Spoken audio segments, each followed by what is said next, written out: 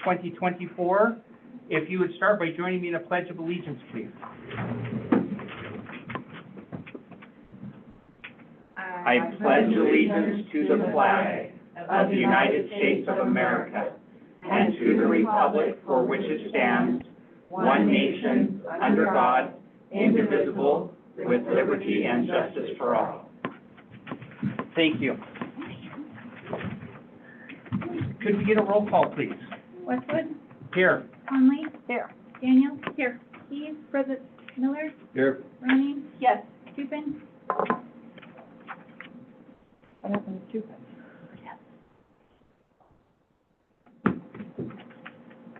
Is that everybody?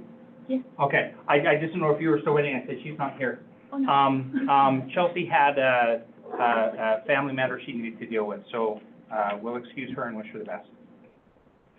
I'll entertain a motion to accept the agenda. We'll start with a motion to accept the agenda first. I move to accept the agenda. Second. Now, I'd like to move we modify the agenda to put item 7C before item 7A. There's a motion to move 7C before 7A. Is there a second? I'll second. Any discussion? All right, let's do, sorry? No, I said, yeah, let's move it to the top. Okay. So this is a vote on the motion to amend 7C before 7A. Roll call, please. Conley? Yes. Daniel? Yes. Keys? Yes. Miller? Yes. Ronning? Yes. All right, motion passes. All right. Vote on the. Oh, yeah. So now we have to vote on the now amended agenda. Okay. Somebody online seconded that. Oh, yeah. So let's make sure everybody online is muted. So is there any discussion on the main? I'm going to add what happened for those in the audience is that my suspicion, based on feedback and comments, is that a lot of folks are here for the petition for the zoning map amendment. We'll address that in a second, but we have moved that up to the top of the action item of the agenda. So that'll occur before the other two items. Not that they're long, we'll just, we're going to save the good stuff for later. All right, if there's no further discussion, let's go ahead and get a motion on the original, vote on the original motion. Conley? Yes. Daniel? Yes. Keys? Yes. Miller? Yes. Ronning? Yes. All right, motion passes. At this point, we are at the mayor's comments. First and foremost is probably budget.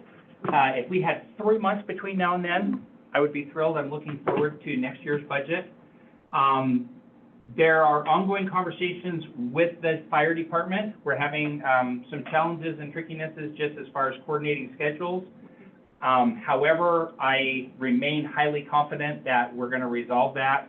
We've got a couple of different options available in front of us, and we're okay even in our worst case scenario. So it's just an improvement from there.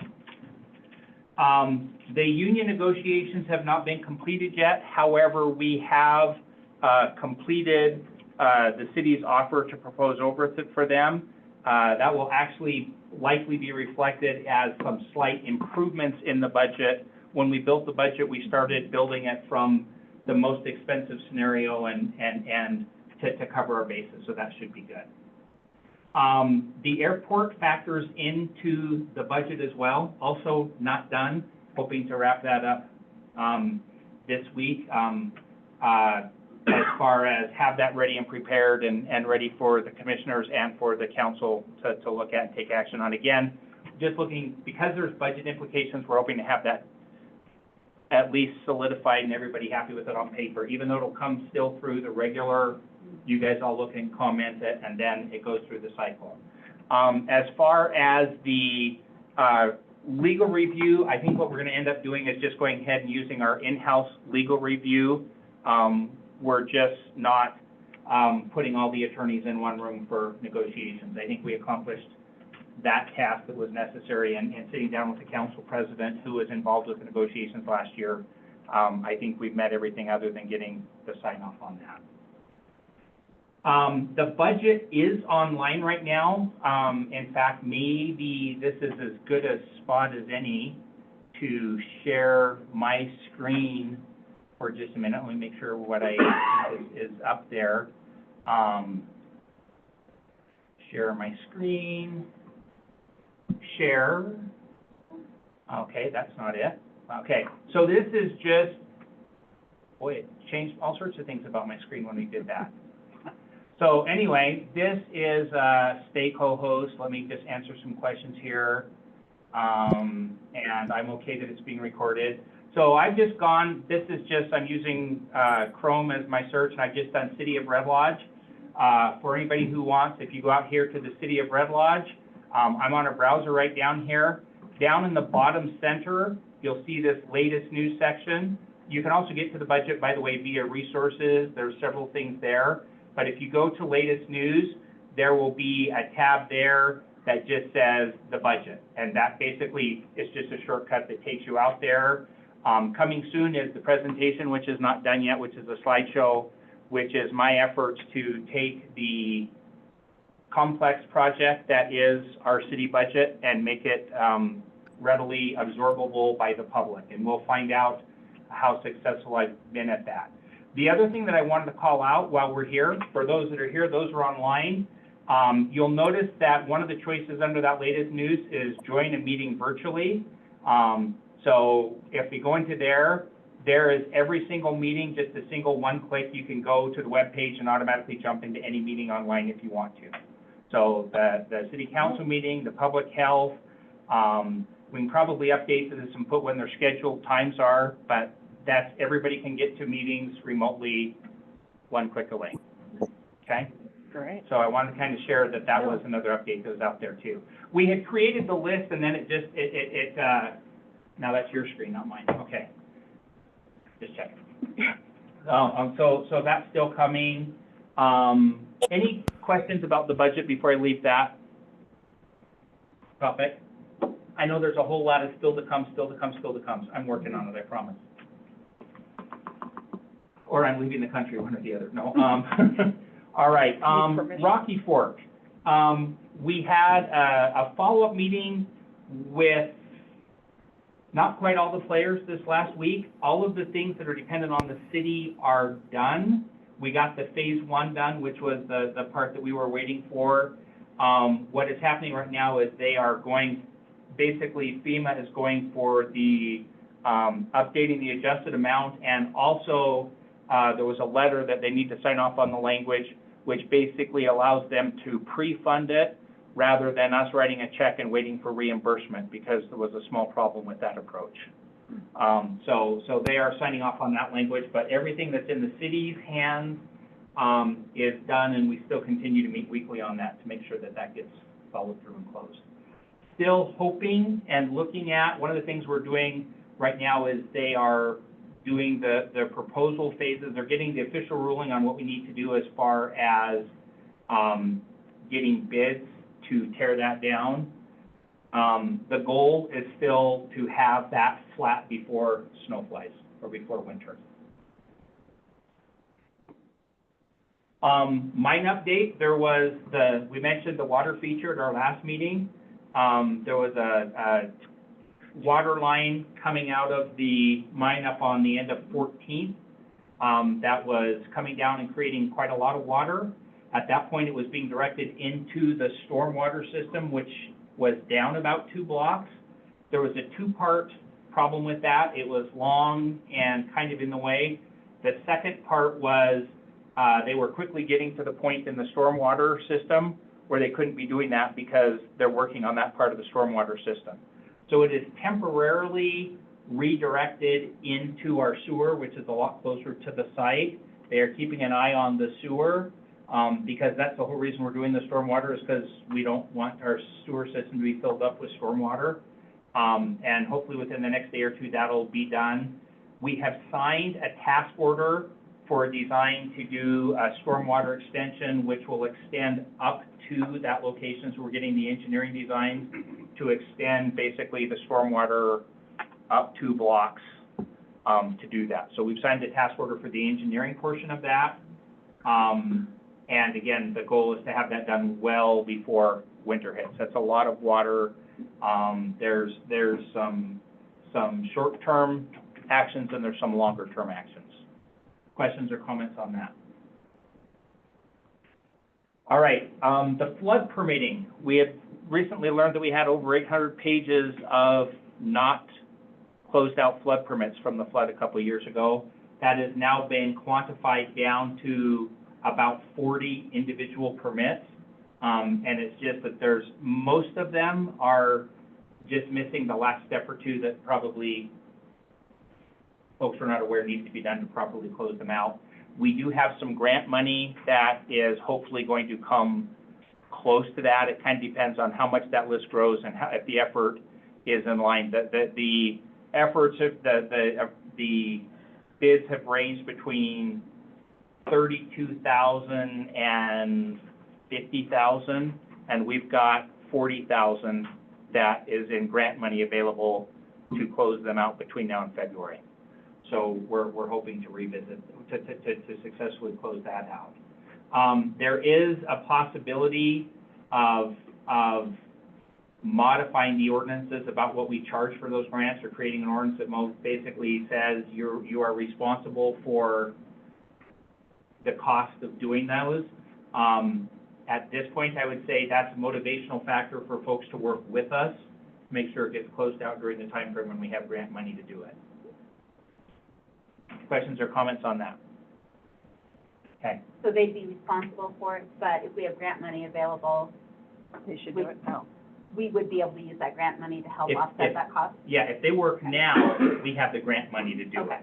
If not, there is a question whether our current code allows us to charge a set fee, or what it allows in the way of overrun. But what we're trying to do is resolve it while we have the grant money before we get to that point. And hoping that folks will understand the wisdom in that. just Because would- their ask is pretty minimal, but it just requires, a sign off on their part, or some pictures Yeah, or I some forms. just would hate for the cost to be prohibitive for people so that they don't stabilize their bank, because we kind of want them to do that, right? Yeah, so most of this, and then there's some of those that were emergency permits that were never Right. gone back and closed out as well, I understand. Okay. so. Rezoning, so there is an agenda item. I've fielded a lot of questions in that timeframe, and I'll share some more information when we get to that agenda item later. But just as a quick summary, the motion went to Planning Board. Planning Board did not recommend or recommended to not approve it to council. They are just a recommendation board. Legally, it has to come to council. Furthermore, because it was publicly noticed as a public hearing a month ago in the newspaper, when we did receive a withdrawal of the application from the applicant, but last Thursday, well after the public notice that went out. So there's a public notice that will be happening later this evening. Just by way of expectations, what will happen is there will be a motion to table it. There will be a second, and then what we'll do is we'll allow for an opportunity for public discussion on it at that point in time. So there will be a specific opportunity to address it at that point in time. Additionally, the meeting is available online, although I understand there's some difficulties listening to the Zoom recording. So we have a backup system that also records. So I'm going to pull that and see if it's a little better. But the entire meeting has also been transcribed, and all of the comments from everybody who spoke at that have been transcribed and basically added to the stack of letters that came in. So all of that information will be available online as quickly as we can make it there. Okay? Dave, Yes, ma'am. would you mind just giving an overview of what happened? Because I'm not on land use, and I never really heard. If possible, can I wait and do that during the, Absolutely. I can do it at that time, or I can do it now, council's preference. Whenever it makes sense to you. Thank you. All right, I think, let's do it then, if that's okay. Okay. Is that the pleasure of council as a whole? All right, we'll go ahead and do that. I believe that wraps up mayor's comments. Any other? Did you get a report from the police department today? I did get a report from the police great. department. Give me just a second. As far as, it was delightfully, so this is, thank you.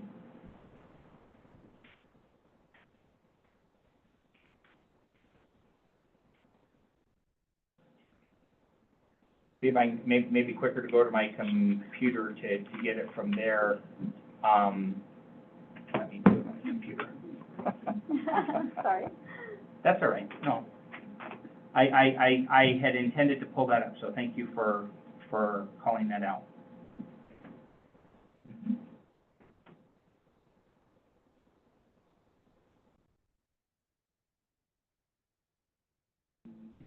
That one.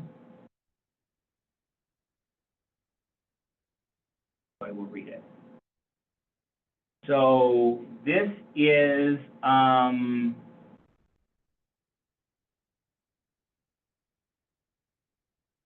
let me go to the inbox. Maybe I'll find it better in the inbox rather than the outbox. You're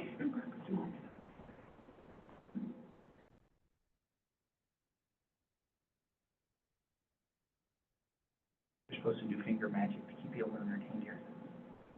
I take it this is a report on. Yeah, so the total calls for service during the time of the rally was 81.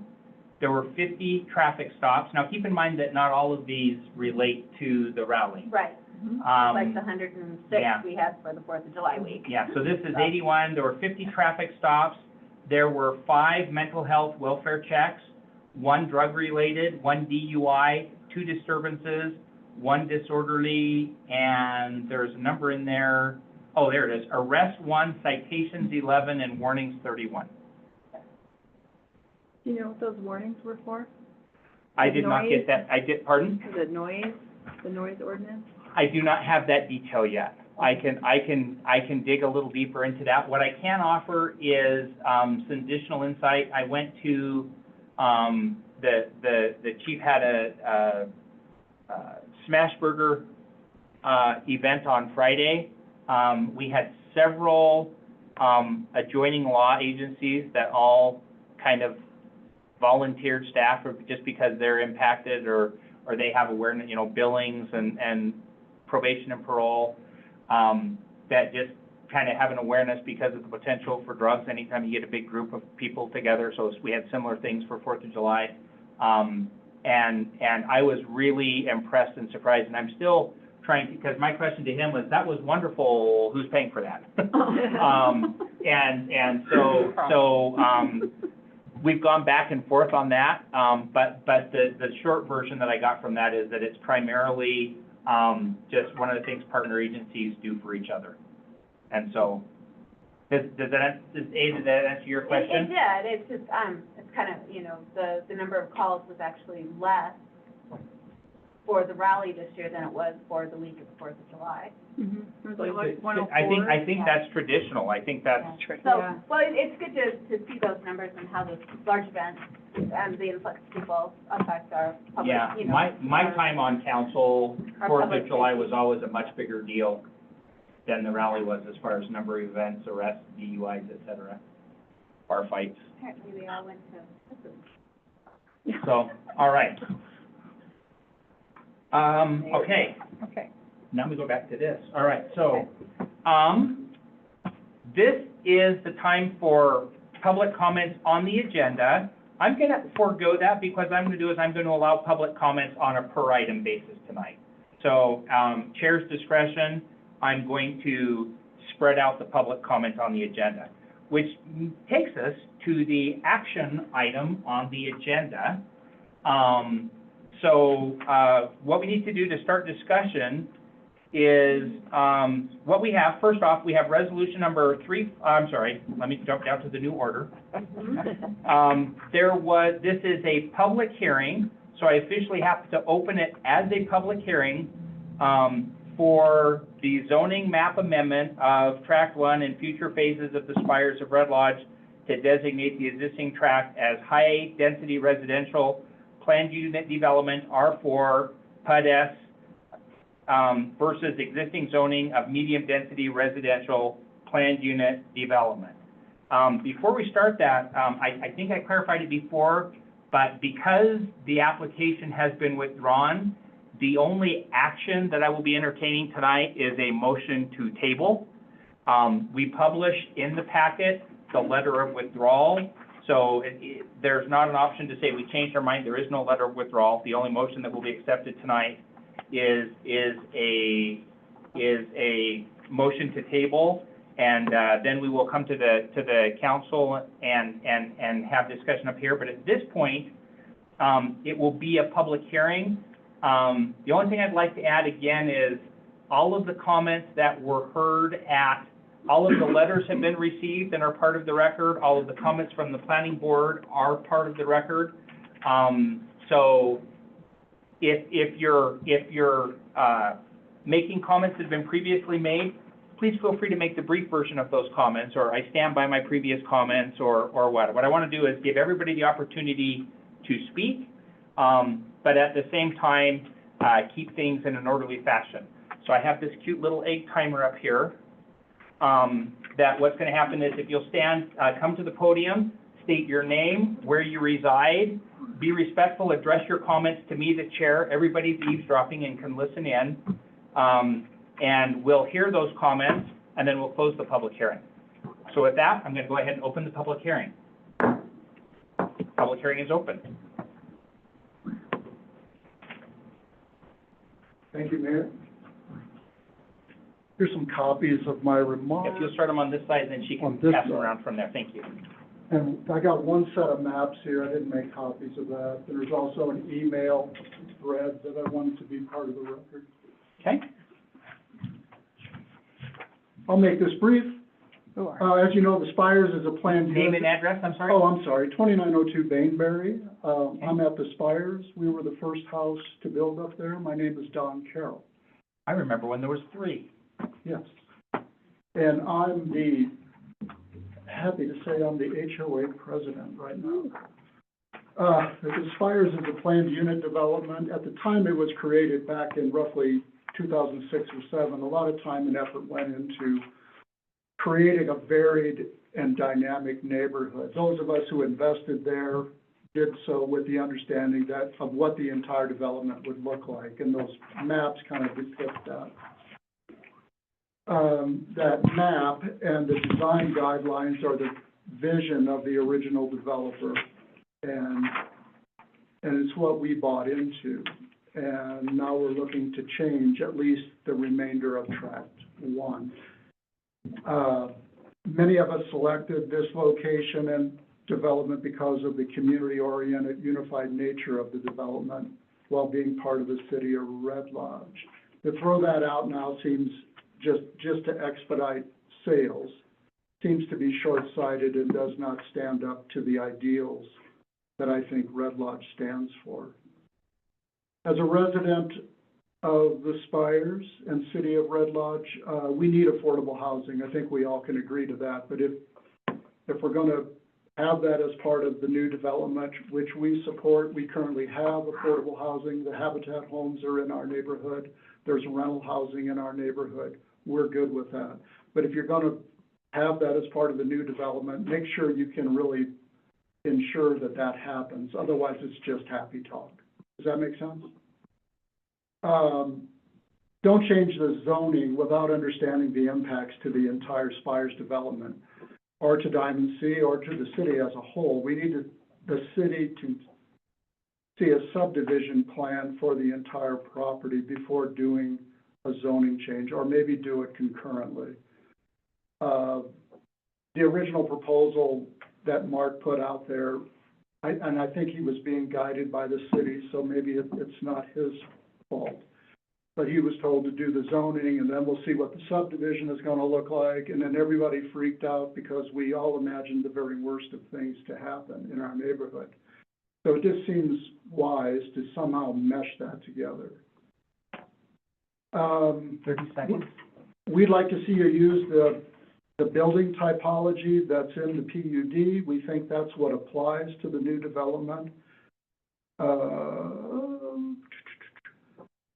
And we're pretty certain that R4 zoning is inappropriate for our location. And this may be a little off subject, but the Spires PUD and the current R3 zoning is really effing confusing. When you combine those two things together, they don't seem to fit very well. There's two sets of standards for setbacks and heights, and it's like, what, you know, one from column A, one from column B, what are you supposed to do there? Thank you, Don. I'm not done yet. Chicken says you're done. I want to challenge you to create a neighborhood up there. Don't just be driven by a developer that shows up, or take some piecemeal approach to that 87 acres back there. Do something better than that. And I'll leave it at that. Don't let the money grubbers and greed heads drive the planning process. Thank you, Don. All right, next, we're going to the room first. We'll go online in a moment. My name's Trouty Perry. I live in the Spires as well. I have previously shared my concerns with both the process and the substance of the proposed rezoning of the Spires neighborhood to R4 to the planning board, and those comments are part of the record. Ongoing conversations with fellow residents and the mayor leave me feeling the need to provide these additional comments. The comments submitted on July 10th by residents of the Spires and nearby neighborhoods were made based on what was published in the public notice, a proposal to overlay our existing well-thought-out PUD, one that Mark or the proponent bought into, with the most liberal of zoning, R4, allowing 40-foot high structures, multifamily or otherwise, among other impacts. And if you think our comments missed the mark, then you needed to have provided substantially more information, suggesting converting 87 acres to the most liberal of zoning with no specifics about impacts, just invited the sort of speculation and concern that you heard at the planning board meeting. In addition, it feels very much like putting the cart before the horse to convert the zoning to R4, then try to rein in impacts via the subdivision platting process after. What good does it do to us then, after you've already authorized 40-foot tall buildings in a residential neighborhood? I'm also slightly bothered by the lack of amendment by the planning board to the staff report to correct the identified errors, especially the statement that the zoning amendment would apply to lots east of Bainbury, the street I live on the east side of the street. This is the type of error that gets compounded over time when the folks who were around when the report was created are no longer around to say what they think it really means. But I also would like to express my support for the work of the planning board on the 10th, in part for the institutional memory, but more especially for your work to keep this a livable community. I don't want to have their work or our work undermined by a lack of public involvement. And finally, I'm very proud of the diverse neighborhood that has developed in the Spires with intention as a result of our existing PUD. Thank you, Trouty. All right, others in the room? If you start with your name and address, thanks. Absolutely. Good evening, I'm Kathy Benton. I'm a 30-year resident of Red Lodge, and we currently live in Spires on Elderberry Avenue. I probably won't be as eloquent as the prior two people, but I did want to say that I'm pleased to hear that all comments and letters that were presented at the planning board are going to be a part of this meeting and for your perusal as well. There were a lot of interesting thoughts, and they really captured a lot of the feelings and beliefs that we as a community in Spires hold dear. Diversity is one of them. One of the reasons a lot of us purchased and invested there was because of the diversity. Having said that, two major concerns that I have are with the, if we went with the least restrictive zoning of R4, that is a high-density proposal, and I think that that would create many issues, not just for our neighborhood, but also for the city of Red Lodge and the different services that we enjoy through our community. And I wanted to say thank you to the council and to the planning board for hearing our thoughts, hearing our concerns, and really not giving a rubber stamp to a proposal that needs more thought. Thank you. Thank you, Kathy. Other comments from within the chambers? Going once there. All right, go to online. If there's anybody online who would like to comment, if you could start by turning on your camera, or if that's not an option, at least come off, unmute your mic and give me just a second in case we get multiple at the same time. I'm not seeing any cameras. I'm not seeing any mics. Going twice, going 3 times. We'll go ahead and close the public comment. Thank you all. All right, with that, let's go ahead and bring this back to the board. And in line with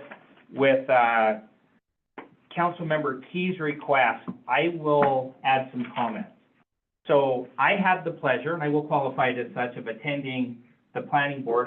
Although I was just running tech for the most part, and air conditioning, we'll call that tech. But while it was a very long meeting, there was a couple of issues that were on the agenda, both that had to do with changing the neighborhood next door, which is a very passionate topic for folks in general. But our planning board president, I thought, did an exceptional job of handling that. And then immediately when it was done, like I said, I directed our planning staff, which is right now an outsourced function, to get all of those letters and capture those, but and then given that the reports of sound quality, to go ahead and do the full meeting. So, and it's much quicker to get through 3.5 hours of meeting as reading as it is. The planner recommended that I not include that in the packet at this point in time, given that we did receive a withdrawal from the application. And so we said, okay, go through, make sure it's clean, and like I said, we will make that publicly available and get it posted. Procedurally, I mentioned, because the Spires was publicly noticed, aka it showed up in the newspaper a month ago, it must appear on the agenda to be addressed and to allow the public comment. So the part that you guys just participated in is, you know, an additional opportunity of why we get to follow through with that process. The letter of withdrawal was received and included in the packet, and like I said, because of that, the only action that will be allowed tonight will be a motion to table, which will effectively drop it. That being said, this is kind of going to kind of your request for a summary or my thoughts. And this is, I'm basically reading a response that I wrote. I've had some follow-up correspondence, both with the folks from the Spires and with the Red Lodge Country Club Estates. I had a significant concern because there was some email going out from the HOA board saying, victory, we've, you know, it's shut down. This community will never exist. The two communities are not going to be connected. And I think, in response to the comments tonight, and again, that wasn't my meeting to comment and to reach out. I think there was some confusion, and that's part of why the process is here. And I guess, in fairness, that's what my job is to make sure that the process works.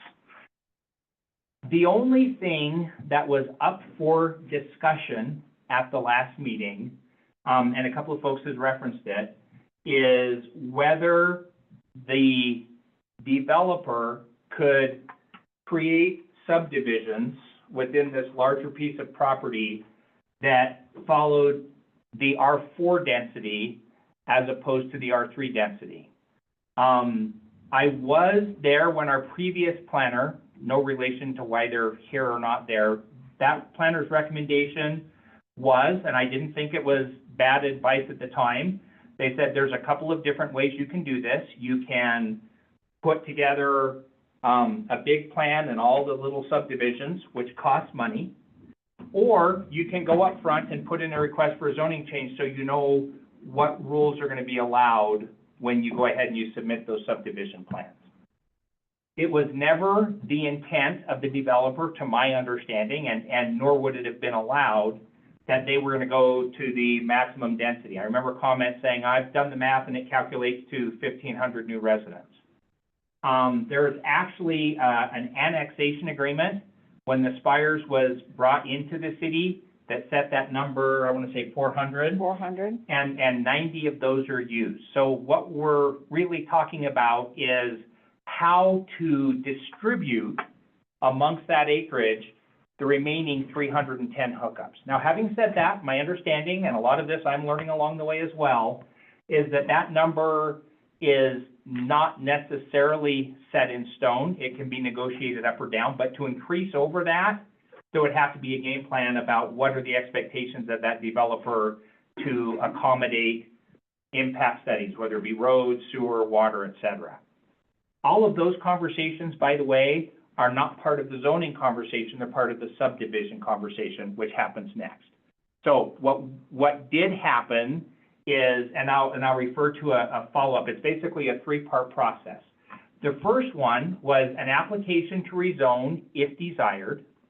That must go to the planning board and ultimately must be approved by city council. And council is not obligated to accept the recommendation of the planning board.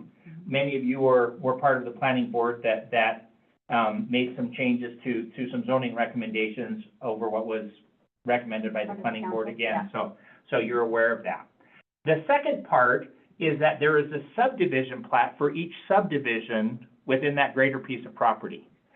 That statutorily, legally, must go to planning board, and again, must go to city council to be approved. And again, city council is not obligated to follow planning board. That subdivision plat is where they are required to provide an impact study. That's where they say, here's the houses layouts, here's the water, here's the sewer, here's the streets, et cetera. What was up for discussion in that density planning is basically, does the broader area, does it fit for R4 as opposed to be limited to just R3? The feedback from the planning board, as I heard, and we have a member of council who's on the planning board, so please feel free to correct me if you feel I miscapture it, was in line with a lot of the apprehensions that I heard discussed tonight, which I think that the articulation gets a little bit more refined as we go through, which is, let's have a feel. If there's going to be some high density, is it going to be here, is it going to be here, is it going to be here? And so it goes back to that second recommendation of the two options made by our previous planner, which is you can find out what the rules are, or you can go back and say, here is a request for a subdivision, and I want this little piece carved out as R4. So what does R4 mean? One, it means you could put more than four dwellings under one roof. There was some confusion at that. Somebody commented that looking at the tables, in the zoning regulations, which I should have showed you when I was online too, I can do that. We just go on the front page and type zoning, and it'll get there. There's some tables that say what the allowed uses are. Then there's another section that's called conditional uses. So those are things that can be done, but in order for that to happen, we're back to the third step of this process, which it must come to planning board, and that gives planning board an opportunity to negotiate some conditions to allow certain types of activity.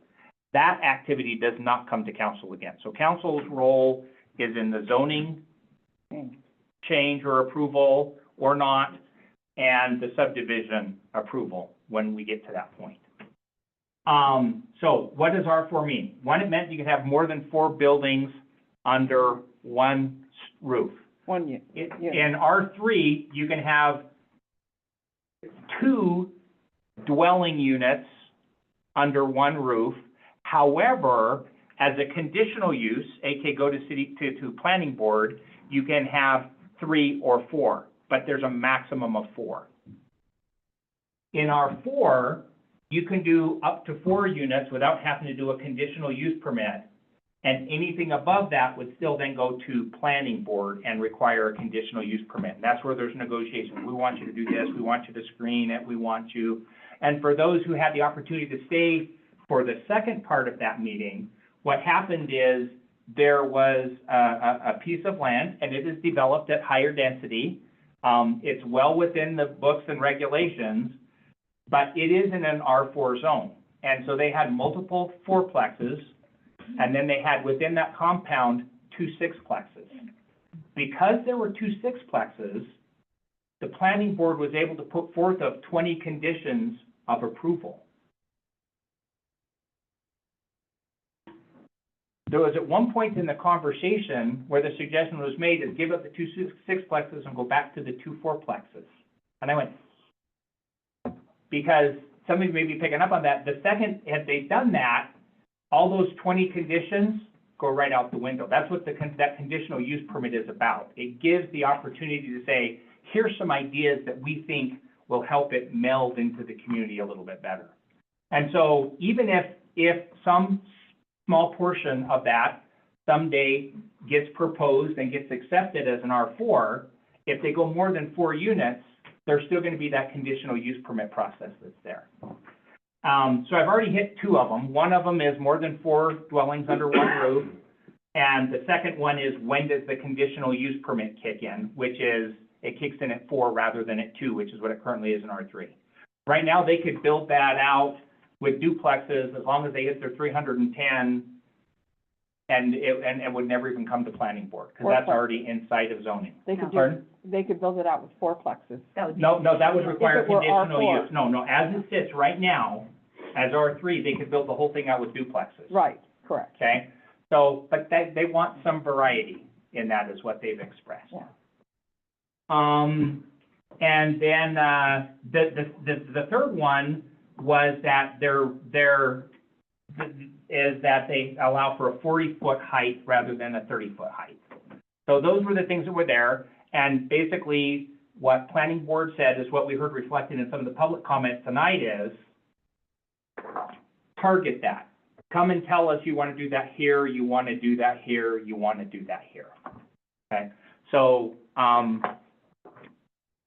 Councilmember Keys, how am I doing so far? Is that helping? I'm taking lots of notes, thank you. All right. This is helpful.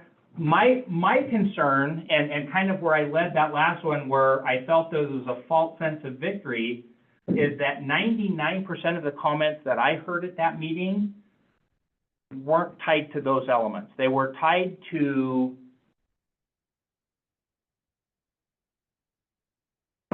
mostly, a lot of them had to do with tying the Spires to Diamond C, which wasn't up for discussion that night. The part that scares me and concerns me a little bit is that what I hear is, and this is where I said there's a little bit of a false sense of security, and I don't think, again, this is would show up in the traffic studies when they do that, but if I were to buy a house up there and I were running to IGA, I'm going to take the quickest route to an arterial road and go up to the highway and come down. And I think a lot of what I heard was comments thinking people would come down specifically through Diamond C. So that was part of it. And then there was some additional follow-up that came through that somebody said, as I had reached out to offer to meet with folks, I said, I'm happy to meet and sit down and explain a lot of what I'm explaining here and answer the questions to the extent that I'm able to, although this is a fine forum as well. Somebody basically said, I'm afraid they're going to submit another application. And my response was, I'm certain they will, because they can't develop it until they do a subdivision plan. Until there's a subdivision plan, there's an opportunity for public comment, and then it comes before here. So given the assumption that they bought land because they want to develop it someday, it has to go through this process. Again, if there's zoning, that's one process. Subdivision is another process that it has to go through before it's built. And then CUP, if it extends over, whether it's 2 units under roof in R3 or 4 units under one roof in R4. okay? It will absolutely be coming in front of this board at some point in the future, which is part of the reason that whole meeting is transcribed and all those letters are captured, and they'll all be made available. When you get that packet, it will be much, much thicker. Okay? I'm looking to, Will that be in the to see- planning board packet or the city council? it'll be in the planning board packet first, Okay. and then it will come to the city board, to the city. So I suspect, in the interest of timing, what they do is what they did in this situation. They publish in the newspaper and the other standard ways, that there's going to be a public hearing, and there's public meetings and hearings that are on it. And it is not uncommon to publish both of those at the same time in the interest of time, doing them, the two processes somewhat in parallel. The downside of that is, or not even gonna say the downside, the procedural side of that is that if you have a situation like this where planning board says no, it then still comes to city council regardless of what planning board's recommendation was. That's the reason we had to have it on the agenda tonight. It was a public notice, people had the opportunity, they've been told they could come, they could speak here, and we have to provide that opportunity. May I interject? Please. The reason why we had all of Diamond C here as well as all of Spires at the planning board was because there was a layout that he'd kind of done for that 87 acres. And they had a street coming in to Diamond C, basically extending Greeno Way in Diamond C. And that's why we had so many there. So that was the first, red flag. And again, with that picture in the packet itself is what really triggered, half of, So there comes up the second thing. yeah. As a city, we have several documents that have been developed and are revisited on a regular basis, defining what we want Red Lodge to look like. We have our zoning policy, which, by the way, dictates that subdivisions will be interconnected. So right now, the zoning policy, our growth policies, all of our guiding documents for the city say subdivisions will be interconnected. Furthermore, the annexation agreement for the Spires says they will be interconnected when they built that. For Diamond C, it said they will be interconnected. So a lot of the comments, the part that was frustrating me, as I said, there were parts of it I was thrilled. The public came out, the public was getting to speak, the public, as near as I could tell, was feeling heard. That part was wonderful. The part that caused me a little bit of angst and anxiety is, but what you guys are discussing isn't what's up for discussion tonight. And so they didn't go to the R4, and that's a fair conversation. And there was some good feedback, and to me, I'm sitting back going, the process is working like it's supposed to do. But honestly, I'm a little bit. So you're saying those streets have basically already been platted, so they have to connect in some way? By Subdivision to subdivision. Like Diamond C has to eventually connect to the Spires there. the parts that I heard people stating objections to were, I don't believe, and I'm still learning and researching, and I don't believe I think they're settled matters. And I don't, let me rephrase it. Going at it from a city standpoint, let's suppose that we didn't connect the Spires to Diamond C.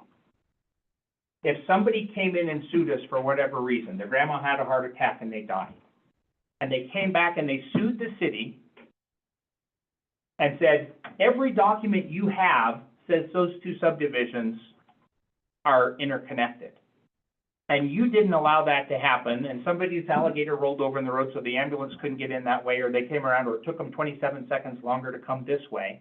They were sitting right there and they didn't get to respond directly because they had to go out and they had to go around. From a city standpoint, we lose that argument. Why did you make that decision when every document you have says that that's going to be the case? So those are some let me make a note. So that's kind of the part of apprehension that I have. The good news is we're not at the end of the process yet. We're still at the beginning of the process. Stage 1, 2, and 3, you know, still before us that have to come. Let me just make a note of your name so I can come back to there. Pardon? Sandra Randall. Sandra Randall. Thank you, Sandra. We're gonna keep it at the Randall. table for now, but let me, I promise, I will come back and give you a chance to speak. All right, down so you won't forget? Yeah, Okay. I just had, it just real quick, could you point people to those documents that state that? I can, and they will be on, they will be on. So the annex, so the zoning document, in fact, let me, I can do exactly that, because let me show you, in fact, I have, let me go in, because I will post them online, because it is let me go through and show you. While he's doing that, the vote on the planning board to not approve the zoning was unanimous, so it was 7-0. And there were different reasons, but it's my opinion that nobody wanted to zone the entire 87 acres as R4. Doesn't R4 have to be in a commercial area? No. It doesn't. No, There is a comment in our R4, and then I've got to pull this is the problem, I don't get to go off script because it turns into it. One of the reasons, and it was it was included in the reasons of why it was shut down, is that the current definition for our R4 does have a comment that says adjacent to a commercial or industrial area. So that is part of the zoning document. That is there. Let me see if I can, I apologize for not, because the planning administrator pulled out the 2 sections that I can find it that'll make it a whole lot quicker and easier. In the interest of time, what I will do is when we get into a little bit later discussion, that's Sandra, right? Yeah. That's from when I write it down. So first off, it is, if you go to the front page and go zoning, you can go to the full zoning regulations and see that, and you can see all the shall be interconnected. So there's meaning in those words. So like, there's some things that are encouraged, or there's some things that are recommended or asked to consider. One of the words you want to see in there is shall be, and when you do shall be, those are the rules. They will be. And if we deviate from those rules, we open ourselves up to a lot of liability and exposure. Okay? So what I will do, and it may require sticking around following, I don't want to hold the meeting up because I'm lost in my text. But I will get that information and make it available online so anybody can get to it quite easily as well. Perfect. It's already available, but I will call it out and highlight it and make it easy to click on. Thank you. Mr. Mayor, All right. if I may, just one quick thought. I Yes. think what threw, a lot of us into a tailspin was the way that the public notice was written, and it used such language beyond the extension from R3 to R4, and it talked about affordable housing and a few other issues that people did touch on at the planning meeting. So I just kind of wanted to say that in and of itself, the way it was written, prompted a lot of us to include those issues as well. Yeah, and there's impacts of those, right? If there's higher density housing, that equals more traffic. But that's where that subdivision plan comes in. So thank you for that. Let me see if there was, no, I lost the one that I want to make sure that I kind of, and watch it be in the same email, because I had forwarded it on to them. That you were? So anyway, so that's kind of where we are. I do anticipate, in fact, I know that there has been a follow-up conversation where they basically said, let's come back and look at specific sections and do that. So I anticipate we will see this in the future. It will come back through, and it'll have to go through this same process all over again that it does. Okay, I'm gonna be naughty. Trouty? I wanted to say, or recognize the comment that, Sandy made at the planning board meeting, where she asked, what is the problem that is being solved with this proposed amendment? And that was, I think, what turned the conversation for the planning board. thought was worth sharing. Sorry. All right, no, thank you. I think we'll get there in just a moment, because we are going to bring this back to the, in fact, we are officially back at the table. That was in case anybody missed it, closing the public comment. We're officially closed. I think that's, if anything else comes up, that was, That gives me a really good overview, and I'm gonna go look at the transcription, and, I just didn't have time to, You can always check with me too. what? You can always check with me too. I can give you the. an overview. Yeah, so that transcription and the recordings will be, like I said, at one point in time, there was going to be asked that you all watch that meeting before coming to this meeting. Yeah. So your weekend I got don't have saved to. on when we got that cancellation in. That's good, because I was looking So for with that, with that, I will entertain a motion to table, I move the- to table the petition for zone amendment for the remainder of Tract 1 and future phases of Spires. is there a second on the motion to Second. table? We have a motion by Councilmember Connolly and a second by Councilmember Keys. Any discussion at the table? Now would be a lovely time to have that. I think it's been explained, I think you- for me, I think I've, You said all the explained- words. Yes, You did a good job. yeah. So I look forward to seeing, I don't. the future subdivision application, to see what that design looks like, and, yeah. And I would hope that the developer would work with the existing 90 homeowners to come up with a plan that is more palatable to them. Well, there was an If they- original plan when Spires was approved. It wasn't platted, but it was divided up with ideas. And honestly, this came in front of the planning board because Mark Allen, who currently owns it, was misdirected to do that, to change the whole thing first. And I understand that it sounded like at the planning board that his intention wasn't to do high density on all 87 acres. And that's another reason why the planning board wanted to see it broken out into real platting. Let's see some real numbers, real things, so. You said he was misdirected by the, previous planning department. I would say they were presented with, there's a couple of different ways to approach this. You can either put forth the money to design and draw up multiple different subdivisions and then request the zoning change for smaller sections. For example, I retract, I'm not gonna say for example. Or you can come and ask for the big thing. There's a second part in our zoning that I believe has made it to council before. I know it's made it to the planning board. There is a thing called, spot zoning. But, so you guys remember a spot zoning, but we've since received further clarification that spot zoning does not mean there can't be R4 residential within R3 residential.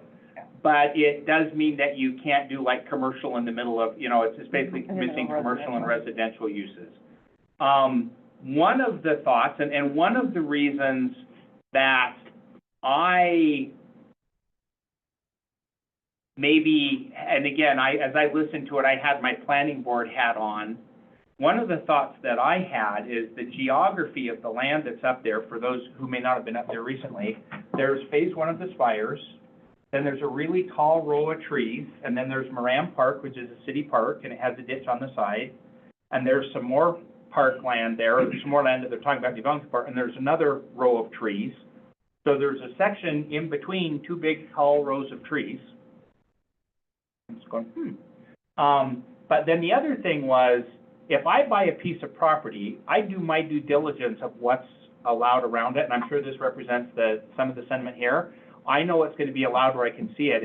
If I build my house in R3 and after my house is built, you change the zoning of what I'm going to look at, I'm going to come with my torch and pitchfork along with everybody else. To me, the time to approach a zoning conversation is before anybody who has to look at it is impacted.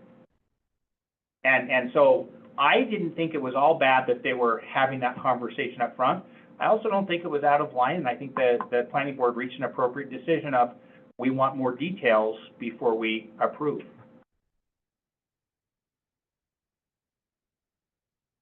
before we consider.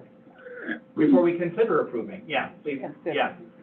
Well, again, there's step 1, 2, and 3 that Yep. have to take place in there. Yeah. This is guaranteed to move through at the speed of government. Yeah. That's my job is to make sure that the process works. That's my job. And I do want to make one comment. You know, there are 310 hookups up there that when the Spires was approved as a subdivision, the city needs those hookups to happen Yeah. because of the infrastructure that was put up there. Originally, when this sold, I don't know if this was the gentleman that bought it in between there, but they wanted to just use that all for their private and have one house on it. And we have, so this is like, you know, we have 310 hookups that we'll never get any impact fees out of. So we said, no, you can't do that because you have to have 310 more hookups. And that was, they wanted to do that with part of, and what was really kind of interesting, aside, this is just anecdotal, maybe meetings aren't the place to have it, but it was interesting to say, you know, that original proposal that came and got shot down and never actually came to the planning board, which it should have by law been allowed to do, never came to the council, which it by should have law been allowed to do. Right. Everybody down there who was hollering would have been thrilled with that approach. So, you know, that's just the history of watching something develop over multiple years. So. So yeah, that 310 is something that's gonna get factored into any decision that gets made. Hey, you're not using enough, hey, you're using too many. This is what our system was designed and built around. This is what you agreed to when you were annexed into the city. By the way, those annexation documents are at the county, so they can be chased down, but I have already done all that and I'm happy to share all those. So I'll try to figure out how to put a little folder online to do that, because that's what I did, is I went to the county, I said, I want everything from when Diamond C got annexed into the city, I want everything from the Spires.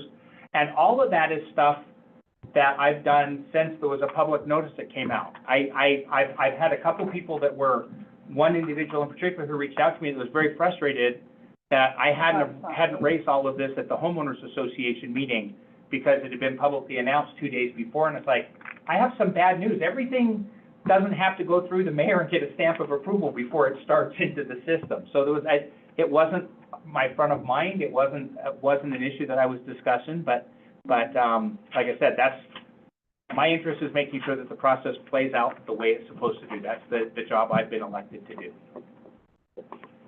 Other comments from the table regarding the motion to table? Going once? All right, could I get a roll call on the vote on the item, please? Conley? Yes. Daniel? Yes. Keith? Yes. Miller? Yes. Brownie? Yes. Motion to table passes.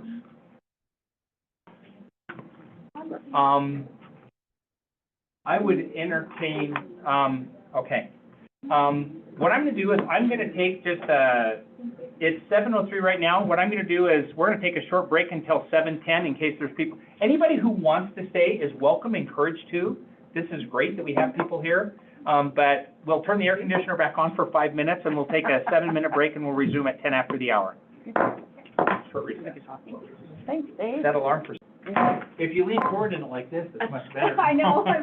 Polly had a You think I'm solid- excited? I'm just protecting my back. All right, the meeting is called back to order.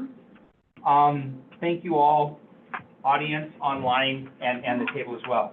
We'll resume with resolution number 365. I will entertain a motion to approve resolution number 3657. I move to approve resolution 3657, authorization to submit the MCEP infrastructure planning grant application. I will second. All right, so there's a motion by Councilmember Conley, a second by Councilmember Daniels. So the the Public Works Committee got a chance to get an update on this. But for those of you who weren't in attendance at that, basically, we have the ability to apply for multiple MCEP grants throughout the year. We have a couple that we got and were awarded. There's a stormwater and planning grant we got. There's a capital water planning grant. There was a wastewater planning grant that we applied for, that they said no, and then they said no again. And you will recall that we passed that and paid for it out of our own budget because we wanted to be eligible for the grant money for the project, which we had to do in time And about a month after that, they came back and said, you can have it now, except we couldn't. This is another one that we had currently, we had a $50,000 project, that we had $20,000 grant for, and we were budgeting $30,000 out of our water reserves to pay for it. With luck, this grant would make it so that $30,000, it's not quite the 40 that we lost, but 30 is better than nothing, $30,000 that we would not have to pay for. There's a copy of the resolution, or excuse me, of the authorization to submit the MSTEP. I just need council's approval to sign that and get that to them. Any other discussion at the table? Hearing no discussion, can we get a roll call on the matter, please? Conley? Yes. Daniel? Yes. Keith? Yes. Miller? Yes. Ronnie? Yes. Motion passes. Do we need to move to authorize you to sign this grant application? That's what the resolution does, Okay, doesn't good. it? Yep. Then now the date is authorized to submit the application. Perfect. All right. I will entertain a motion for resolution number 3658. I move to approve resolution number 3658, a resolution of the City of Red Lodge to maintain a minimum staff of 7 sworn police officers to ensure continued police coverage 24 hours a day, 7 days a week. Second. I have a motion by Councilmember Conley, a second by Councilmember Ronning. Discussion at the table. I would say that, you know, with 7 officers, 3 shifts, and it's not just Red Lodge, but it's the 5-mile area surrounding Red Lodge, is a lot to cover. A lot to cover with 7. We have dipped below 7. We had 7 officers 30 years ago. Red Lodge has grown a little bit in the last 30 years. So maintaining a minimum of 7 is really a minimum. And I will say, when we did dip below 7, I think we had a turnover, and we were down to, I think, 5, or 4 plus the chief. We blew through overtime like you would not believe, so. I bet. It actually cost the city a lot of money to have less officers at that time, so. I will say that as we have been putting together the budget for the police department, the conversation on the school resource officer, as well as another part-time position that we've elected to go ahead and refill, gives us a little bit of a variety. That position does not have benefits, but we can pay that position straight time to cover shifts as opposed to paying overtime rates. Great. And not only is there the cost involved, but there's just the burnout factor involved too. One of the things we want to do is eliminate burnout. So even though this is not passed yet, we have been operating under the assumption that this was council's direction and guidance, so. And we did have an amendment to the to the resolution before you. Sandy, did you want to make those changes? The wording changes? Did we have one recently? Mm-hmm. Yes, it's this morning's meeting. You have it. It was, I just don't have it with me. I thought we Joel made all the amended. changes. Review with it. No, Anyone can make a motion. I know, I just have to find it. I Did think you it redo was, this? you Yeah. used, the mayor has used the word direct. Oh, Right, that's yeah, right. Yeah, Thank you. so, So, We're not now authorizing- therefore it be resolved, and the Oh, the second, city council. the city council of the city of Red Lodge hereby directs the mayor. and it was, and then, yeah. It Rather wasn't than the city of authorize. Red Lodge, it was the city council of Red Lodge. And I second that amendment. Thank you. So can you read that sentence as it is amended, please? It says, "The city council of the city of Red Lodge hereby directs the mayor to fund a minimum staff of 7 sworn police officers to ensure 24 hours a day, 7 days a week." Thank you, Sandy. Mm-hmm. There's a motion to amend from Councilmember Conley. Did you make the motion? Yes. Yes. Uh-huh. And is there a second? Yes. Second. Discussion on the amendment. It was just a small wording change. Yeah. Verbiage. because it's city council that's authorized, and we decided to direct the mayor rather than authorize. It It's directs the more fitting. mayor to, Yeah. We'd rather tell you what to do. therefore be resolved, the city council of Red Lodge directs the mayor to, now we have me squirming just a little, to maintain a minimum staff, To fund. to budget.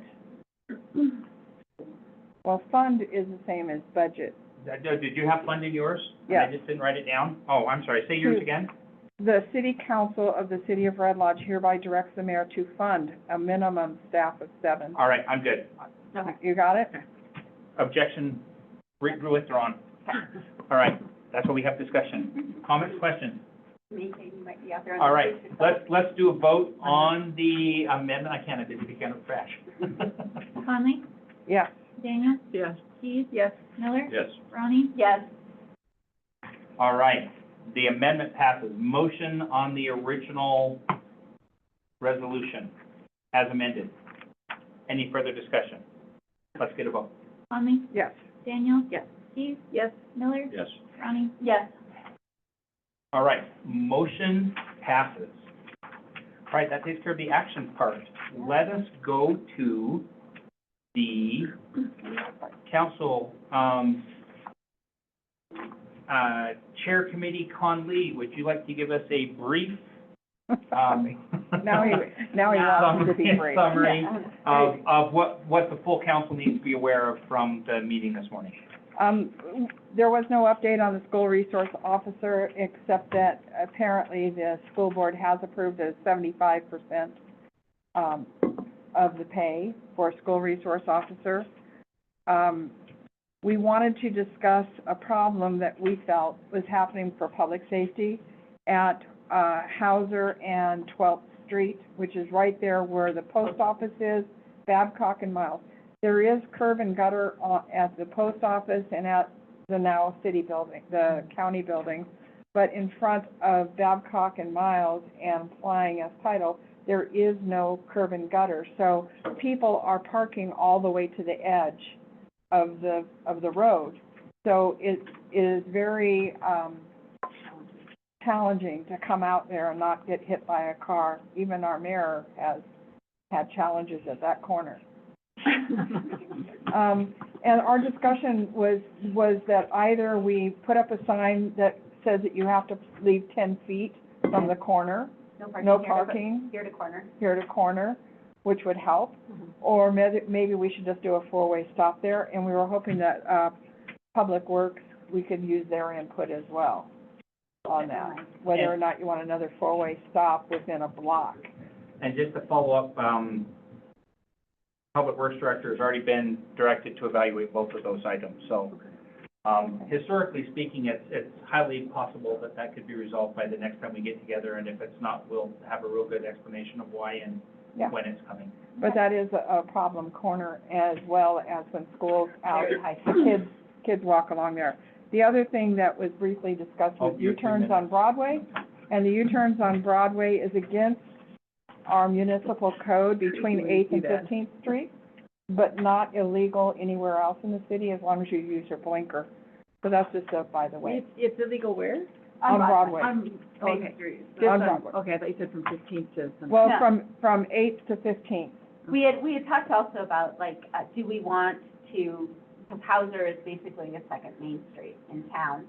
Do we want to also make it so that there's no U-turns allowed on Hauser, right, through that same area? And the chief wasn't there today to get his input on that, and I guess we'll wait and talk to him about that. It was just a brief discussion. Yeah. So we'll- That was it. Okay? Yeah, brief enough. Anything else, Council Chair Conley? No, I mean, yeah, Standing Committee Chair Whoever. Conley. whoever Would you you like are. to be Senator, President? What would that be this I week? know. Not president, thank you. All right. Committee Chair Ronning, Administration and Finance. Okay. Well, the main 2 things we discussed today was, our parking ordinance. We will be reviewing that with some different options, probably to bring before council. For government buildings. For government buildings, yeah. And currently, the way it's written now, anybody can apply I don't even know what the fee is, but you can apply to council and ask to reserve the spot in front of your business for customer parking or for, yeah. Oh, wow, really? Yeah, but we didn't really like the fact that council's deciding that, and there's no really clear guidelines on how that works. So it'd be very arbitrary. So our goal will be to set down rules that will be followed, probably not have it up to council to pick and choose who gets to do that. This conversation came about because the city has our, no parking only while doing city business. The county admin building, put up signs for 30-minute parking because people need to be able to access their government, to be able to drop off their water bill without walking 3 blocks, or to be able to talk to the county commissioner, do your license, whatever.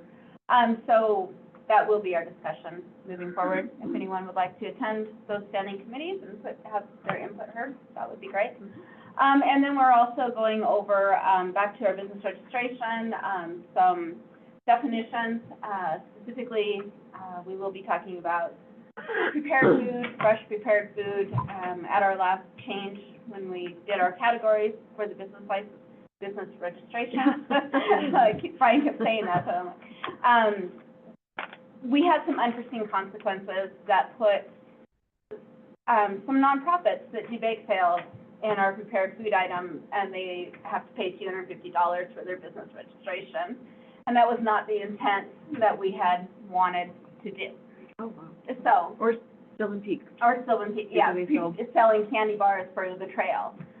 It was more designed to be for restaurants, coffee bars, convenience stores, that type of thing, not the incidental sale of prepared food that's, so we will also be addressing that, so feel free to attend. And That's it. the only request that I had as a follow-up to that is, based on my understanding of registration fees, there should be a direct and exactly traceable correlation Right. between the amount of effort that it takes staff to monitor and maintain it Absolutely. and the fees that are being charged, so, Yes. so, And currently, Loud and clear. $250 for the Catholic Church ladies to have a bake sale is excessive fees, in my opinion. I think that's all they make, isn't So, it? Yeah, pretty much their profit. So, all right. Let's go Council Chair Tupin, Council I Chair am not Tupin's here. not I here. can cover Is for there her. someone else She you asked me to cover would, down, so we'll if you do would, that. or, I'm sorry, Councilmember Daniel. We're good. You're up. Okay, sweet. So we went through and discussed our camping ordinance again, so we were pretty much blue in the face. We've looked through some of our zoning laws and realized that overnight camping on private land is just going to sit as it is permissive. Whatever you do on your own private land is up to you. If you want to pitch a tent, an area on your backyard, you're welcome to. What we're still working on is overnight camping in the public land and the right-of-way. We discussed various options to allow parking within the city limits. Rob Bastian was very insightful, seeing that he uses iOverlander quite often whenever he travels. Maybe giving stipulations on how long we can park, like time, hours between 8 p.m., 8 a.m., but just giving people an option to overnight camp if they're just transiently driving through, and even if they do want to get a permit for 2 or 3 days. Like I said, this is still up for discussion, and we'll be working on it. And Is my understanding that you're looking at targeted parking areas Yes. such as Coal Miners Park Coal Miners, or Civic up by the Center, dog park? Dog Park, Rotary Park. Rotary Park, Lions Park, these were all thrown out there to see what would be viable. Civic Center. Civic Center, yeah. Brian came up and actually worked on our applications for vendors. So he actually gave each one of us 3 separate copies. We have large events, small events, and then temporary use. And he had a couple changes that he wanted to do. He's gonna present these to council at some point. I don't know if he wanted to do it next meeting or when. I'll let him decide. But our fees currently they don't really align. They don't make sense. So he's like, okay, just change the fee to a $25 application review, $25 site review, and then allow for up to 7 days for $250. This eliminates the extra $150 for going from day 8 all the way up to 3 months, and then there's $400 for like 6 months. I don't know, there's a whole bunch of, And that's on the temporary use. yeah, and these are all in the temporary use permit. He streamlined it a bit, he put the instructions on the first page where they previously were the last page, so that's a little more beneficial. And like the small vendor thing kind of reads like a 1040 easy now. Yeah. You qualify to use this form if A, B, C, D, E, otherwise go fill out the large. Correct. Yep. Let's see, what else? Yeah, that's about it. We're good. So there will be a council action from a resolution to set fees when we're ready on that. Mhm. One of the concerns that I have, it was discovered in those forms, and maybe our city clerk can offer some insight, and if you can't, that's okay too. One of the things that he discovered, and I think it was on the temporary vendor permit form, there was all sorts of language that had appeared in there Mhm. that did not trace to any resolution, any Weird. ordinance. Oh. So, yeah, there was stuff in the original one that they found that didn't tie into zoning or anything. It was just random stuff that was put in there, so. Somebody's keyboard in randomly came up with, it. No, it was in English, but my question is, They just thought it was a good idea. I think this should also be included, and maybe this, but. yeah, and I kind of like the version where it goes to a board, AKA those elected by the city to represent them. Do you have an idea of what that looks like? Is that a resolution to adopt the certain forms? Yeah, I would just, that's what I was thinking, it would be just a resolution to adopt the applications as. And the fee. Should the forms have dates or something on them? Yeah. I would propose that should stay two separate resolutions in case one of them needs to be updated.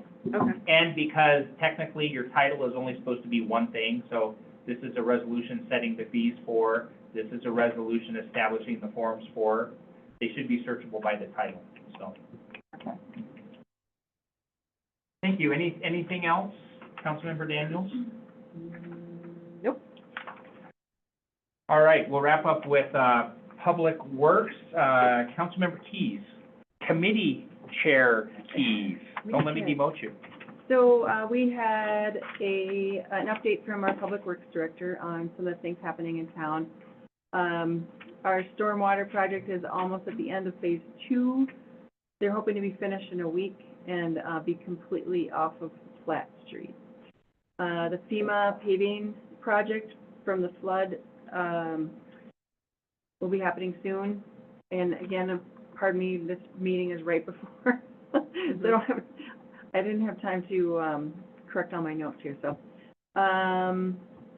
He said that the DOT denied funding for bringing the storm drains to, From Broadway, so From- that Broadway currently drains into our sewer system, and it needs to drain into our stormwater system. We approached the state and said, we think this is you who created this problem, you should fix it, and they said, that's a lovely thought, thank you for sharing. yep, But- that's pretty much what he always says, is like the DOT will never pay for anything. So, he said that Wilson Brothers can do a change order and get these done, I think on the 4 streets. I wasn't clear on this 9th, 10th, 11th, and 13th. So basically what we've done is we have already done a task order to get the engineering done for it.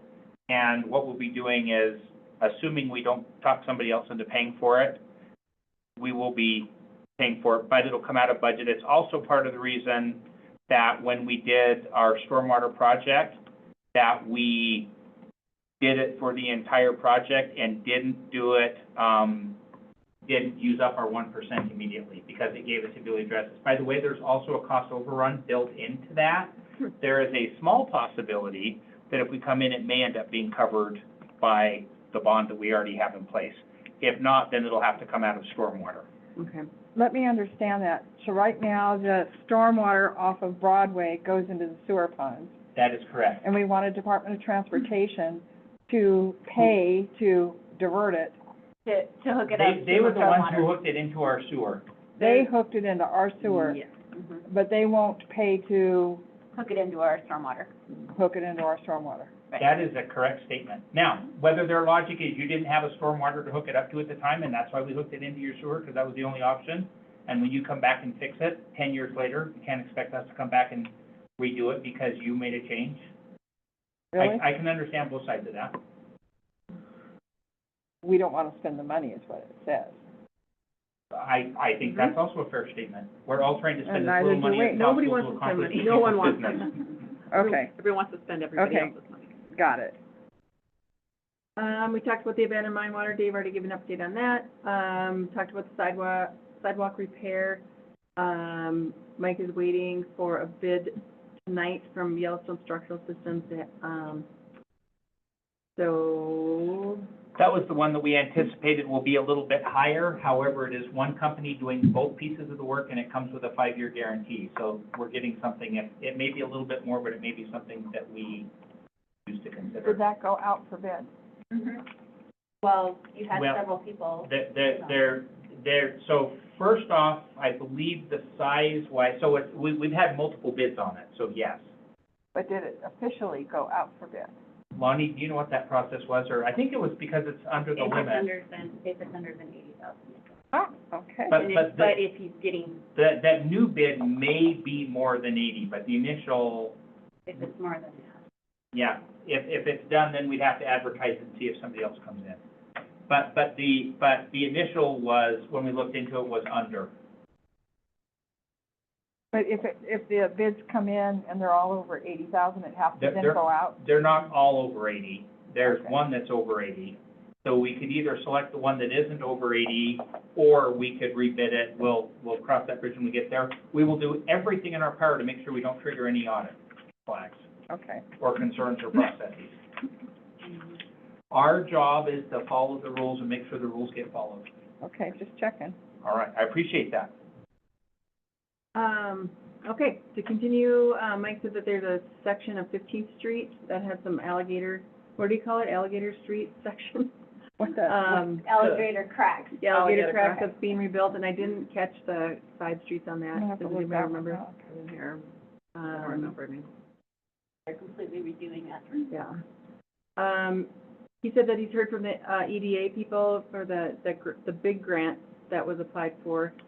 And they were checking to see that we have the matching funds.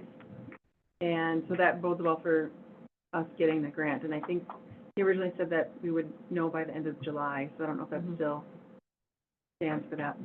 That is, and I can't remember even what that grant is for. The streets, over there. phase one, stormwater? Yeah, redoing the streets. He ended up buying a new water pump because rebuilding the failed pump was, 18 weeks out. And so, sewer pump, 18 weeks. Sewer pump, sorry. And then it's not that we're not rebuilding it, we're just gonna put it as our backup, Yep, and that'll be a rotate it into third, stock. yep. Be a third pack. We talked about MCP. To give an update on the DOT Alternatives Program, which we were formerly calling the Safe Schools Program, about, the routes to school. And so he's asked Brandon from Great West to look into that. So we'll have an update for that. Alan Best talked about, some sustainability board things. We gave an update on the DPRG grant. Sorry, I was trying to type as fast as I can. The Montana DEQ got only half of what they asked for, about 50 million. So there was nothing for schools or grid technology, so that is kind of dead in the water. He talked about applying to Tesla for free chargers. Dave reminded him that those kind of things need to come through the city first, and and then we talked about resort tax and some of the things that, the Sustainability Board would like to see resort tax fund. One of the challenges on that, and so that you're aware, Lonnie, and we articulated in your absences, there's a mindset of we can allocate $80,000 of resort tax toward parks, because parks is a thing. That's allowed. But sustainability is more a philosophy, so there's not a line item that says sustainability, we just have to work it into our projects. And so that was articulated and shared, the challenge that was with it. Yeah. And so, for example, one of his ideas was getting the, EV parking only stenciled on those spots. And that could potentially come out of a street budget instead of a sustainability budget, so, and that's about it. Did we miss anything? Any questions for Committee Chair Keys? I kind of zoned in on the grant thing. Today it was pointed out, one of our letters was that Lexipol was having an online seminar regarding grants for cities. And the city of Red Lodge is a member of the National League of Cities. And through the National League of Cities, we get a 25% discount through Lexipol, who's a grant writer. That's one of the main things they do, is grant writing. They have an online resource. It's a database of over 16,000 available grants. And they have Mayor at Red Lodge, City of Red Lodge, as their contact point. They did have Kristen Cogswell's name, but that's the email that they have. And so they said that we already have access to that database of grants. So one of the emails I sent to the mayor today, probably one of 80 or 90 that he received, was, do From you know, yeah, from me, was I would love to get into that website and check those online grants, not just for the ADA or all the other things the city could do. They also had one for workforce. They had one for housing. The gal who's our representative or whatever said that she would get back to me on those particular grants, and the safe routes to schools. Do they file grants for us? They can do the whole thing for us, and they have Very small. grant writers. If we But it want to can do it generally à be la built carte, into the it's like $4,500, or you can pay $5,600 a year with a 2-year contract, and they'll take care of everything, any amount of grants that we want to write.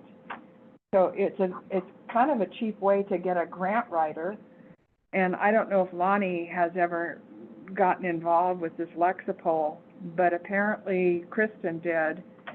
So it's a resource for us that we just can't ignore, to wander through 16,000 available grants to cities. Do you have any familiarity with it in the past? Have you worked with I that? never messed with it, no. It could have been, I know that the chief talked about Lexipol, so I'm not. And that's where I got it, is from Pete Vitale. So our police officers apparently log on. I was the only one that was on there today, so it was a Sandy show. I didn't get it until after he sent out this morning. It was like a 10:30 a.m. meeting. I would check with. It I was- was already in. So, on the Lexipol stuff. Yeah, Say again? Check with the chief on that, on the maybe he has a way to get into the, I just want to check that online database of grants, and then we can decide if we want to pay them to write the grant or not. But it is a flat à la carte fee of $4,500, which is a 25% discount because we're part of National League of Cities. I will, Interesting. I will reach out to you and coordinate a time maybe when you and I can sit down and maybe we can talk at Lonnie and you can log in. Figure out how to get into it. Well, yeah, kind of look into it a little bit more. Yeah. Thank you. Anything else? All right. I was wondering if I could get on the agenda for next meeting to just do the review of the recycling budget for the council. Okay, so you'd like that up under action items, is the recycling? There's no action, but just a presentation, I guess, Just of where we are, Okay. with the budget. So that would be where down we- under council business, is that correct? Yeah. And that would be public works? Sure. I'm asking, was it, okay, I mean, or admin. I mean, it's a budget, so. I said recycling center, so this is, I would put under the public works, because it's Okay. Mike's department. Yeah. I'm putting it down, but if you'll remember to remind us and put that on we'll put that on for a talking point. Okay. I'm gonna put recycling presentation. A star, and a circle, Put a smiley face too, please. and a smiley face. And a heart, Okay. and a heart. crushed can. I'm out, and, all right. My heart looks like a crushed can, does that meet the requirement? All right, anything else? All right, correspondence. I don't know about you guys, I received some correspondence that, a lot of it is gonna end up in the kind of Spires-related link. I've gotta figure out how we can present that, I think. We may have both of those links shortcut to adults, like a resources page or something, because I can understand folks going in and looking at that through planning board as well as through, city council. So I'll work with staff to find out what the best way to make all of that available is. But just to reiterate, our goal is to make all of that available. There's nothing we are doing that we're trying to hide And or, if you did receive, an email, and would like it as part of the packet, please forward it to Lonnie, so that it's available for public. Because they don't always include Lonnie in it, and the only way it gets to be part of the packet is if it's forwarded to her. yeah. And if you do receive, thank you all. I didn't see any, if you do receive, a letter from the public and it's addressed to all city council members, thank you all for remembering not to hit reply all and creating an electronic quorum. I mean, it's fixable by putting in the packet, but it's better not just to not go there. You're welcome to, reply individually, and say, hey, I forwarded this on, it'll be included in the packet, or whatever else you'd like to say, but just don't create an electronic quorum. So the emails I got from the Spears people, I should just forward them to her. If you want them to be part of the public record, yes. If you got any, yes, they should be, and you deem, yes, this should be part of public record to President Roning's, point, yes. If she wasn't already on them. Some included, some were directly to me. Okay, So I'll just take the ones that directly to me and forward them on to Jody. thank you. And that's what this little section, is there anything from there that you wanted to call out specifically? No, they all started with, we really appreciate and understand the challenges of affordable housing, but not in our neighborhood. Thank you. So that's why this item exists on the agenda is if beyond just forwarding them on, you want to say, here's something that I want to make the full council aware of, now's the opportunity. Sure. Anything? I think, everyone received the emails, regarding the timber line. And I did respond to the one who asked us to turn it down because it won't be coming to city council, because it was just a conditional use permit and planning board's decision was final on that. So, Did everybody get that one? Yeah.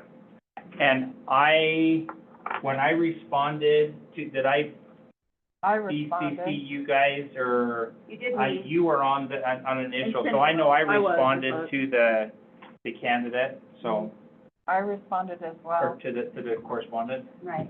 This particular person thought that the planning board was strictly advisory. So I did let her know that it was a quasi judicial board. Is that the person I met with for Yes. an hour and a half this morning? Yeah, to give you an idea, Timberlines is a 28-unit development on 1 acre on 1 point Adams, X something. 1.1 acre On parcel. Right on Oh, Adams, right- right across right from the circle gas 17. station. Okay, yep. And we had to, look at approving 84 parking spaces versus, a lot less, which ultimately people decided would rather have them park on their own parking lot rather than along Adams. And Adams, because our zoning says there's no drive-through facilities, that fell into that same one because it's an R4.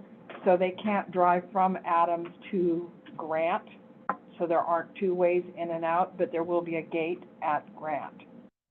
So Adams will be the main entry point on that. So the concern was that there were two buildings that were gonna be 6 units under one roof, and that triggered the R4. And since that will The conditional ultimately, use, that will ultimately result probably in a zoning change that will come to council. The drive-through. problem is, so you have the allowed uses, the permitted uses, and then you have, what's in the middle? Auxiliary uses, Auxiliary. and then you have conditional uses.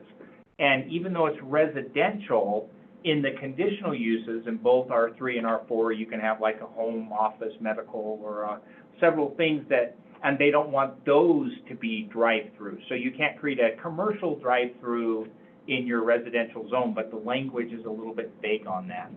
So that's another one of those things that kind of came out of this conversation, if there's an opportunity to improve our documentation a little bit. Drive-through facility? Mhm. What R4 says is you cannot have drive-through facilities. And I believe that the intent of the board, the planning board, we were thinking of commercial drive-through facilities, not residential drive-through facilities. Right. And specifically, the fire chief has reached out and said, It's a conditional use, it has to come in front of the board for a drive-through. so an opportunity to tweak and improve the language to eliminate that. And I've highlighted that for zoning. I look forward to that meeting tomorrow night. When planning and zoning gets involved with Did we that. talk about the table also, about how the table for R3 should say 2 to 4 units rather than just greater than 2 because the paragraph says 4? We didn't talk about that, but all these things will come up. I Yeah, don't yeah. remember how many, I've talked to glad you you're multiple on times, so planning that was board, not probably me. Brian. Yeah. All right. Anything else on correspondence? All right, at this time, thank you for those. This is an opportunity for public comment on anything within the city's jurisdiction. I'll go ahead and open it. If you state your name and address, and we'll go from there. Thank you. Sean Patrick Bryant, 17 Fountain Park, property owner for about 28 years. First of all, I want to thank everybody for the time you put in to your positions. I know it's a lot of time on your part to make the city better. So I just have a few things. It's been on my mind for a long time, so I said I'm going to come here. I walk my dog every morning down Broadway from 19th Street down to 308 around Park Avenue. The vehicles going out of town and in town are just flying way over 35 miles an hour. It's construction workers, it's tractor trailers, it's dump trucks, it's vehicles, it's local people, it's tourists. Every other small town around here has digital boards, a speed limit, to let them know and remind them that it's 35. Roberts has it, Joliet has it. Joliet has a really nice one. Flashes red and then it says thank you as soon as you do it. Red Lodge It's very has it in the polite. budget. Okay, okay, well, let me just finish, because I was glad. Because even Cook City has it. Even Silvergate, that has 114 people, has 2 digital reader boards. I think I saw it in Dean, so that would really help. But along with that, I wish the chief of police was here. I know past meetings he's been here. A little bit of enforcement, a little bit of ticket writing. Next thing I want to talk about is Jake brakes, tractor trailers using their Jake brake. From my property, I can hear them coming down Bear Creek, and that's when you hear it go bop, bop, bop, bop, bop, bop. I can hear it 15 times a tractor trailer. I can hear when they hit 308 in Broadway. I can hear them do it several times down Broadway. And I'm thinking, if I can hear it, the police can hear it, they should be able to dispatch somebody out there and educate them, write them a ticket, because it's probably some of the same people over and over and over. But, and you probably have gotten numb to hearing it, but it goes on all day long. And without some enforcement, it's never going to change. My last couple things is just on appearance of things in the city. I think people, I won't even get into the Airbnb or to Eagle's Nest, that I won't even talk about that. But there's other things that I wrote a letter to the city. I think it got forwarded on to the mayor. A commercial site on 19th and Hauser. There's junk alongside a commercial building. Box springs have been there for months. All kinds of wood. It's unsightly. If you're at 15th and Broadway at the GeoLink, there's a huge trailer that's been allowed to park there. It's like we're making a trailer park on Broadway. I doubt very much that the zoning allows them next to Prendy's to put that large trailer. But there's just other things around the city. I think people have grown a little numb to some of the local people that we really need to look at and clean up. There's a lot of eyesores in the city, and we need to put our best foot forward with the tourism and with people who live here. I'm just so tired of looking at junk as I walk around. And I don't know, I want to say one last thing. I need to go to your public health and safety because stuff like this digital reading and some of the other traffic issues that I have, when I listened to your report, I was like, that's where I need to go and talk to you people. But 8 a.m. on the second I saw that. Tuesdays. Okay. And that's a lot more interaction back and forth. It doesn't have all the, And the chief Yeah. is usually at the And the meeting. chief is Yeah. usually at those meetings. Well, and if you guys run into the chief, and if I see him, I'll talk to him too, but enforcement coming into town, they're speeding way over. Somebody's gonna get hurt, or it's just, you shouldn't have to listen to that. And then the Jake breaks, okay? And then I'd sure love to see that trailer disappear at 15th Street and my box springs and junk at 19th and Hauser. But thanks again for all your time. All right, Thanks, you. Sean. thank you, Sean. All right, anybody else in the chambers like to make a public comment?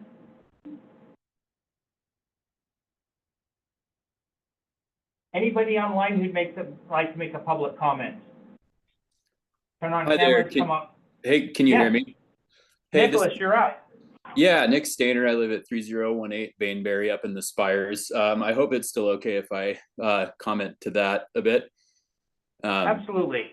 It kind of came out of the discussion you guys had afterwards. So my main question is, will the city's report be referenced in future discussions of subdivisions or rezoning of that land, the one that the planning board voted to accept? So let me do two things. One, manage expectations. This is folks' time to be heard. However, having said that, yes, it is the intent that all the information that has been collected and all the public input is all being collected and referenced in future discussions. Did I understand the question properly, Nick? Yes. So I just kind of what Trouty touched on a little bit as well. We've noticed that there are a few errors and some things that could be clarified in the language of that report. Like chiefly the east of Bainbury, is that the map that you guys provided in that report shows the currently developed spires as being exempted from the R4 rezoning proposed amendment that was tabled, but the language doesn't necessarily reflect that, and it wouldn't be too much of a stretch to see that east of Bainbury could be anything on, east of Bainbury, like it says there, and included in that rezoning proposal. The second thing was all of the parks. I've heard you, Mayor Westwood, say now that Moran Park is owned by the city, and that's also mentioned in the report. But we as Spires homeowners pay for the maintenance and insurance of that as part of our HOA dues. And so I'm curious why we're doing that. I could see a lot of advantages to the city maintaining and insuring that area, to be honest. And then on the note of parks, the map in that report also misrepresents City Lights Park, at least as far as I can tell, which is that one kind of in the north, like the northeast corner of Diamond C. It shows a much larger area of parkland than actually exists. About half of that parkland, if you look at Montana Cadastral, has already been subdivided and is owned by an LLC in Florida. So I don't know if you guys have time to answer any of that or clarify any of that, more importantly. I've marked those for follow-up. The one thing that I will add, Nick, is there is an amended staff report that came out with that. I have not had a chance to review that. I think that'll come to planning board tomorrow night. But there were several things that were mentioned, and I don't recall if those were there, but that there is that process, and I don't have you had a chance to look at tomorrow night's meeting's notes yet to know if it's in the amended? I don't remember if it is, but I know that the Moran Park, according to the annexation agreement, which you really should read through, I believe that, yes, it's a city park, but I think it's the responsibility of the HOA to maintain it according to that annexation agreement. So that's gonna be a really great document for you to double check. And Thank those, you. that actually pertains to the roads and such as well, which was part of, interestingly enough, when the, Country Club Estates was annexed in, they had a similar annex agreement, and they had basically the way, the form that it took there was, it was a SID, but it was an ongoing maintenance SID that sometime over the years has been canceled, which is why we then had to have the project version of a SID that we had in there. But that's actually in all of the annexation agreements, that they're responsible for their own road maintenance as well, which was shocking to me, so. Which is also something that you should look at in that annexation agreement, Nick. We can, and those, I'm gonna try to make those available. Those are all available through the county, but rather than making the county chase it down 100 times, I'll figure out how to make those available to the public. Thank Maybe you, on the yeah. plan- All right, any other questions from the public? Or comments from the public? Let me classify that properly. Any comments from the public? Last call to the room, going twice, going 3 times. We'll close public comment. I'll entertain a motion for item number 11. Unbelievable, we're gonna get on for 8? I move to adjourn. I second. All right, meeting is adjourned. For that. Thank you all.